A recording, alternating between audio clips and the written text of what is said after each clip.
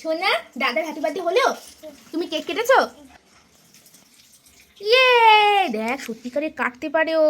সোনা, খাবি না কিন্তু সোনা, খাবি না কিন্তু।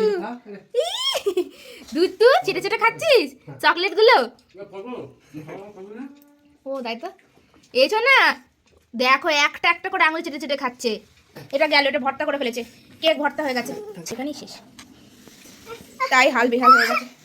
আর নেই কেক, আর নেই। ও দেখ, দেখেছিস? দেখ দেখ, এ বাবা, ফেলে দে। না না, একটুখানি খাবা। ও দেখ নিয়ে, ভাল লেগেছে? হ্যাঁ, তাই তো বড় হও, এখন কেউ কেক খায়? চেটে চেটে খাচ্ছে করছে। দেখ